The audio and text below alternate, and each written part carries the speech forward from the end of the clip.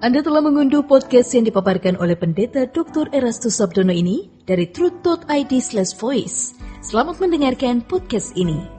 Shalom saudara, kebenaran hari ini berjudul Hidup Menurut Daging.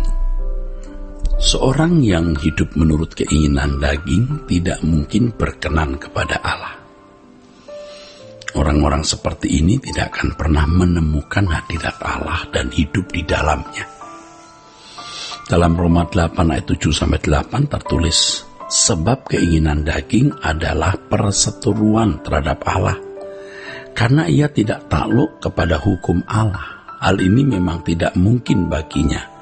Mereka yang hidup dalam daging tidak mungkin berkenan kepada Allah. Ingat kalimat ini, mereka yang hidup dalam daging tidak mungkin berkenan kepada Allah. Saudaraku sekalian yang kekasih, dalam 1 Yohanes 2:15 tertulis bahwa orang yang hidup dalam daging tidak memiliki kasih akan Bapa. Tentu saja orang-orang seperti ini tidak akan hidup di hadirat Allah. Seseorang tidak hidup di hadirat Allah kalau masih hidup dalam keinginan daging. Karena itu kita harus memahami dengan benar yang dimaksud dengan hidup dalam keinginan daging. Keinginan daging dalam teks aslinya adalah to phronema tesarkos. To phronema tesarkos. Phronema itu artinya bukan saja pikiran, tapi juga way of thinking atau mindset, cara berpikir, aim, aspiration, aspirasi, yang lebih tepat diterjemahkan cara atau pola berpikir, aspirasi dan motif-motif seseorang berbuat sesuatu. Nah itu, phronema itu saudaraku, ya. Adapun kata sarkos berarti human and mortal nature. Human and mortal nature, natur fana manusia. Sarkos hendak menunjuk kemanusiaan atau kodrat manusia. Jadi to phronemates sarkos berarti cara berpikir yang telah ada di dalam diri setiap orang sebagai hasil atau buah dari pendidikan keluarga, pengaruh lingkungan, pendidikan dan pergaulan lainnya. Ya, pendidikan di sekolah maksudnya. Itu punya pengaruh sangat kuat. Keinginan daging tidak hanya menunjuk kepada suatu gairah, hasrat dan keinginan, tetapi kepada cara bertindak yang berasal dari dorongan kebutuhan daging atau kebutuhan jasmani. Jadi keinginan daging itu berasal dari dorongan kebutuhan daging atau kebutuhan jasmani atau nafsunya, nafsu dalam daging. Tentu saja pertimbangan seperti ini bukan dari Allah. Orang yang hidup menurut daging mengambil keputusan dan bertindak berdasarkan cara berpikir daging. Inilah yang dimaksud dengan kodrat dosa, saudara. Tindakan mereka selalu meleset dari kehendak Allah yang sempurna. Artinya tidak sesuai dengan pikiran dan perasaan Allah. Orang yang hidup menurut daging tidak hidup dalam pimpinan Roh Kudus. Ya, dengan demikian keadaan orang-orang seperti ini tidak akan pernah mencapai kesucian Allah. Orang yang hidup dalam keinginan daging dalam segala hal yang dilakukannya bertentangan dengan pikiran dan perasaan Roh Kudus. Walaupun tindakan atau perilakunya kelihatannya baik dan tidak melanggar norma umum, tetapi tidak sesuai dengan standar kesucian Allah. Allah yang berdaulat menghendaki orang percaya hidup menurut roh, bukan menurut daging. Hal ini mutlak harus dituruti atau dipatuhi.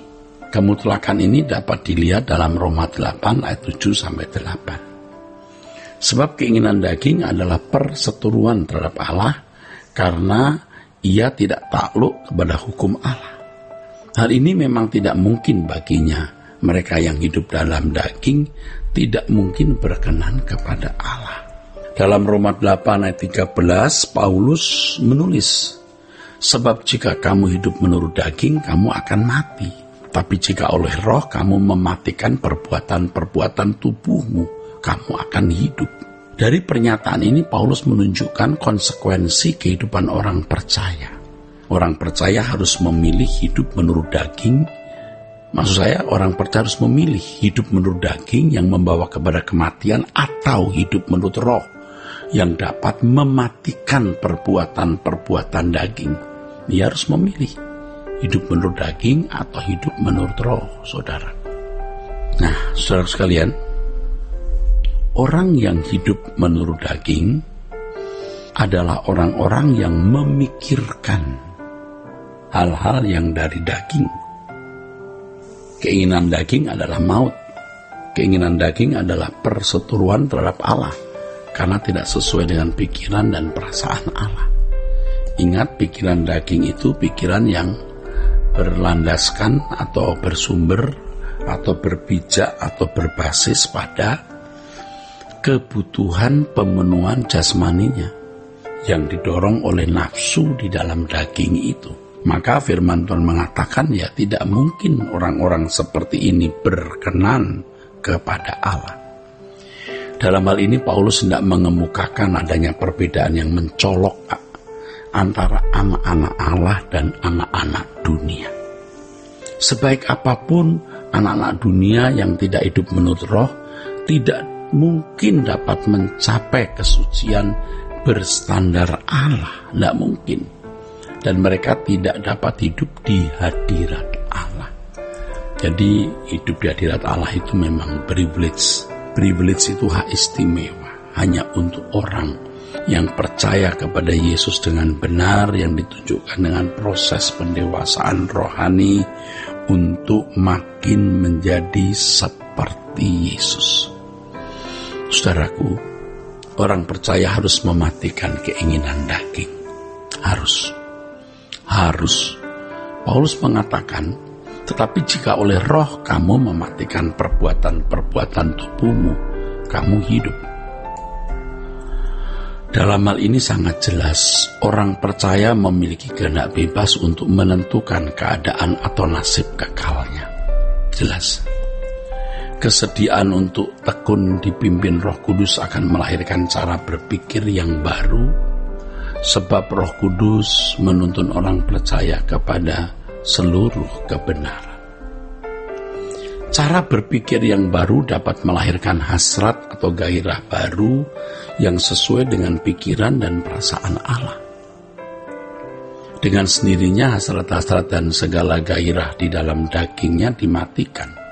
Hal ini sama dengan kenyataan hidup. Jika terang datang, maka kegelapan akan menyingkir atau hilang dengan sendirinya. Hal ini tidak terjadi atau berlangsung dengan sendirinya. Bukan seperti sebuah kisah yang ditulis skenarionya dan diatur oleh sang sutradara, saudara. Bukan demikian. Setiap individu harus mengambil keputusan dan pilihannya. Setiap hari adalah perjalanan pilihan. Setiap hari adalah perjalanan pilihan dan kebebasan untuk menentukan atau mengambil keputusan. Tentu saja, saudara, ya, hal ini terjadi atau berlangsung melalui perjalanan waktu yang panjang, yaitu sepanjang umur hidup kita, umur hidup seseorang. Dengan demikian, perjalanan hidup orang percaya adalah persiapan untuk masuk ke dalam kerajaannya, kerajaan surga. Seorang yang hidup menurut daging, saudara, tidak mungkin berkenan kepada Allah. Sebab orang seperti ini tidak akan pernah menemukan hadirat Allah dan hidup di dalamnya.